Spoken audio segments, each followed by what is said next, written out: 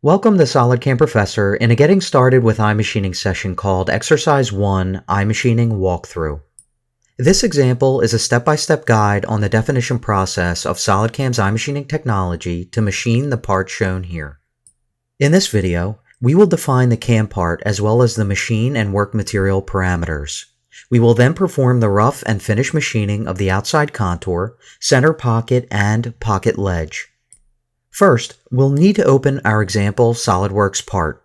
Please note that the example file called iMachiningWalkthrough.sldprt will be included with this interactive guide and can be launched by simply clicking on the part name inside the PDF. SolidWorks will automatically open with the part ready to go into SolidCAM for programming. For our first step, let's define the CAM part. Go to SolidCAM, New, Milling.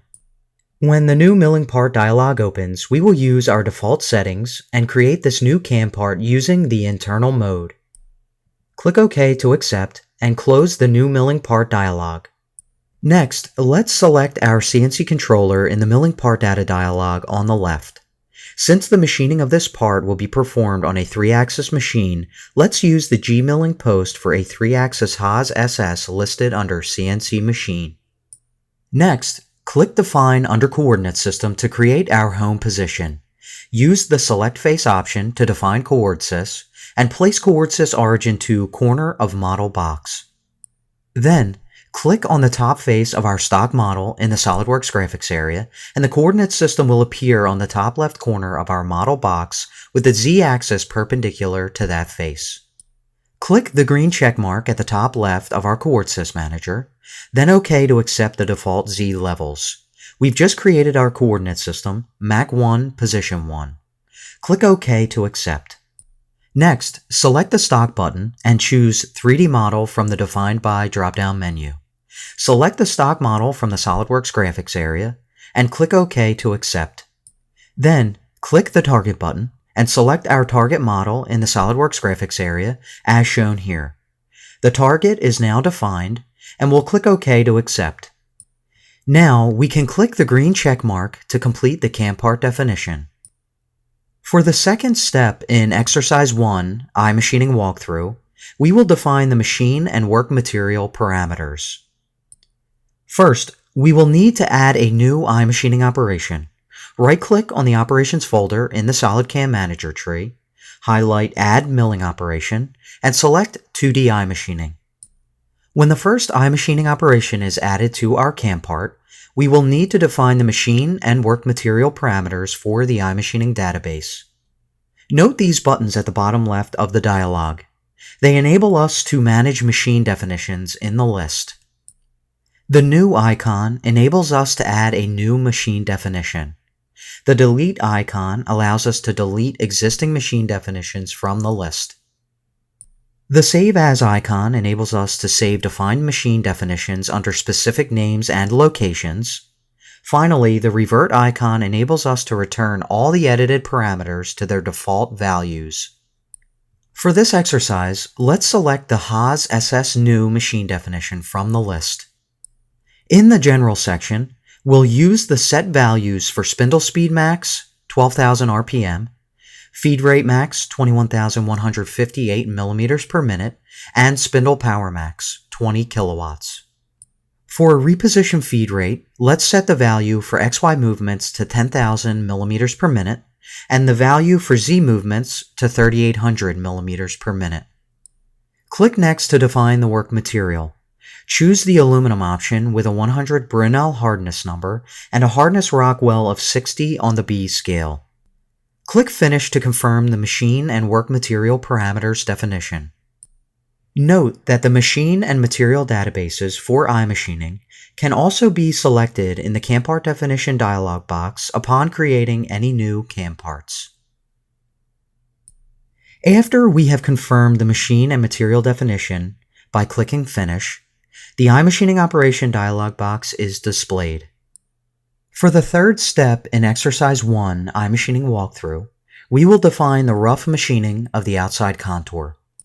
We will use the default iRough technology to machine the outside contour of our part.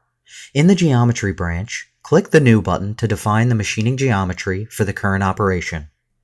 When defining geometry in iMachining, recall that the geometry is defined as a pocket that can be open, closed, and/or semi-closed. The pocket can contain internal chains treated as islands or used for safe tool entry. Also, keep in mind that the chain selection order is important, as you'll see when defining this first geometry example. For this example, the geometry is defined as an open pocket with island. In the SolidWorks graphics area, select the two chains as shown. We can close both chains using Auto Constant Z and by clicking Yes to accept the selections.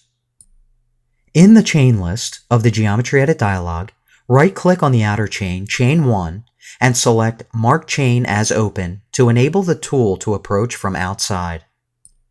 In the Level section of the Geometry Edit dialog, click the Upper button. Pick on the top face of the stock model to define the upper machining level for the operation, as shown here. Click OK to accept. Next, click the Depth button. Pick on the bottom edge of the target model to define the machining depth for the operation, as shown here. Then, click OK to accept. We can also define these upper and lower machining levels in the Levels branch of the iMachining Operation dialog box, which you'll see momentarily. Click OK to exit the Geometry Edit dialog. Next, we'll need to create a new tool. Move to the Tool branch and click Select to display the tool table. Click on the Add Milling Tool icon and select End Mill from the Milling Tools list. Under the Topology tab, enter 9.5 mm for the diameter and change the number of flutes to 5. We'll use the default remaining tool parameters. The total length is set to 80 mm, the outside holder length to 60 mm, the shoulder length to 30 mm, and the cutting length to 24 mm. Switch to the iData tab and be sure the 45 medium value is selected for the helical angle parameter. This parameter affects the cutting conditions and step-down values generated by the iMachining wizard. Click Select to confirm the tool definition. Next, we'll define the milling levels. In addition to the depths specified at the stage of the geometry definition, we can define the delta depth to perform machining deeper than the part bottom edge. Let's set the value to negative 0.76 millimeters. Now, let's switch to the Technology Wizard branch. This wizard automatically calculates the cutting conditions for the iMachining technology, taking into account the tool data and milling levels defined for the operation. For this operation, we'll simply use the default cutting conditions generated by the wizard with a machining level aggressiveness of 3. In the Technology branch, we will leave a 0.24 mm offset on the wall. Let's name this operation iRough Outside Contour. Click Save and Calculate, then click Simulate. First, we'll run the operation simulation in the host CAD mode by pressing play. We can see the wireframe toolpath is displayed on our model. Then, switch to the Solid Verify tab and play the operation simulation again. Now, we can see the corners are cleared first, and then the entire contour is machined in 3D. Now, let's click the Eject button to exit the Simulation Control Panel and display the iMachining Operation dialog. For the fourth step in Exercise 1 iMachining Walkthrough, we will define the finished machining of the outside contour. Click the Save and Copy button at the bottom of the iMachining Operation dialog box to create a copy of the newly added iMachining operation. The copied operation will perform finishing of the outside contour. When the copied operation dialog box is displayed, choose iFinish for Technology. We will use the copied geometry selections, same tool and milling levels from the previous iRough operation. We'll also use the default Technology Wizard settings with a machining level aggressiveness of 3. Switch to the Technology branch. Under the Technology tab, we can see the wall island offset value is now set to 0 and is locked from being changed. Under the IRES Data tab, note that the previous iRough outside contour operation appears in the parent operation combo box. Remember, This means that the technological parameters of the current operation are inherited from the previous parent operation. These three important values are used for calculating rest material. Let's name this operation iFinish Outside Contour. Click Save and Calculate, then click Simulate to simulate the operation in the Solid Verify mode. Using the slider, first slow the simulation speed down, and then press the play button. The finishing is performed in a single cutting pass. Now, let's exit the simulation control panel, and then exit the iMachining operation dialog. For the fifth step in Exercise 1, iMachining Walkthrough, we will define the rough and finish machining of the center pocket. Add a new iMachining operation, right-click Operations, Add Milling Operation, and select 2D iMachining. We'll use the default iRough for technology. Click New to define the machining geometry for the current operation. Pick on the lower contour of the pocket in the SolidWorks graphics area, as shown here. Select Auto Constant Z on the left to close the chain, and then click Yes to accept the selection. In the Level section of the Geometry Edit dialog, click Upper and pick on the top face of the stock model to define the upper machining level for the current operation. Click OK to accept. Next, click the Depth button. Pick the bottom face of the pocket for the machining depth definition, as shown here. Then, click OK to accept. Click OK to exit the Geometry Edit dialog. Switching to the Tool branch, we will select the same 9.5mm end mill tool defined in the previous operation by selecting it from the list in the tool table. We'll also use the default Technology Wizard settings with a machining level aggressiveness of 3, just as we did in the previous operations. In the Technology branch, we will leave a 0.24mm offset on the wall. In the Link branch, let's use the default ramping angle value of 3.5 for the operation. This means the helical entry into the pocket will be performed at a ramping angle of 3.5 degrees. Finally, let's name this operation iRough Center Pocket. Click Save and Calculate to add this operation to the CAM tree and calculate the toolpath. Then, click Simulate.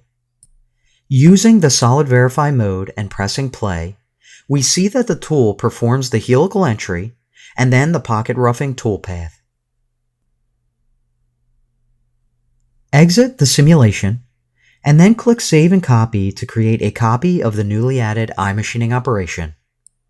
To perform finishing of the center pocket, let's choose iFinish for technology. We will use the copied geometry selections, same tool, and milling levels from the previous iRough operation. We'll also use the default Technology Wizard settings with a machining level aggressiveness of 3. Switch to the Technology branch. Under the Technology tab, we can see the wall island offset value is now set to 0 and is locked from being changed. Under the iRest Data tab in the Technology branch, the previous iRough Center Pocket operation appears as the parent operation, and the 3 inherited values are used for calculating rest material. Let's name this operation iFinish Center Pocket. Click Save and Calculate. Then, click Simulate to simulate the operation using the Solid Verify mode. After pressing play, we can see the rest material is cleared from the pocket corners before the final finishing pass is performed. Now, let's exit the Simulation Control Panel and then exit the iMachining Operation dialog. For the last 6th step in Exercise 1 iMachining Walkthrough, we will define the rough and finish machining of the pocket ledge. Add a new iMachining operation. Right-click Operations, Add Milling Operation, and select 2D iMachining. We'll use the default iRough for technology. Click New to define the machining geometry. pick on the lower contour of the pocket ledge in the SolidWorks graphics area, as shown here. Select Auto Constant Z on the left to close the chain, and then click Yes to accept the selection. In the chain list of the Geometry Edit dialog, right-click on Chain 1 and select Mark Open Edges. In the SolidWorks graphics area, pick on the outside edge of the pocket ledge. iMachining is now informed that it can use this open edge for entry. Click OK to accept. In the Levels section of the Geometry Edit dialog, click Upper and pick on the top face of the stock model to define the upper machining level. Click OK to accept. Then, click Depth. Pick the bottom face of the pocket ledge for the machining depth definition, as shown here. Click OK to accept. Then, click OK to exit the Geometry Edit dialog. Switch to the Tool branch and click Select. We will use the same 9.5mm end mill tool defined in the previous operations by selecting it from the list in the tool table. We'll also use the default Technology Wizard settings with a machining level aggressiveness of 3, just as we did previously. In the Technology branch, we will leave a 0.24mm offset on the wall. Let's name this operation iRough Pocket Ledge. Click Save and Calculate to add this operation to the CAM tree and calculate the toolpath. Then click Simulate. After the simulation control panel is displayed, press play in the Solid Verify mode. The tool approaches from outside and performs the roughing toolpath, first removing the material from the middle of the ledge and then clearing its corners. Exit the simulation and then click Save and Copy to create a copy of the newly added iMachining operation to perform the finishing of the pocket ledge. Choose iFinish for Technology. We will use the copied geometry selections, same tool, and milling levels from the previous iRough operation. We'll also use the default Technology Wizard settings with a machining level aggressiveness of 3. Switch to the Technology branch. Under the Technology tab, we can see the wall island offset value is now set to 0, and the previous iRough pocket ledge operation appears as the parent operation under the iRest Data tab. Lastly, let's name this operation iFinish Pocket Ledge. Click Save and Calculate, then click Simulate to simulate the operation in the Solid Verify mode. Press play to run the simulation. The finishing of the pocket ledge is performed in a single pass. Congratulations! You have successfully completed the iMachining exercise. Next, please join us for another Getting Started with iMachining session called Exercise 2, iMachining of a Bracket.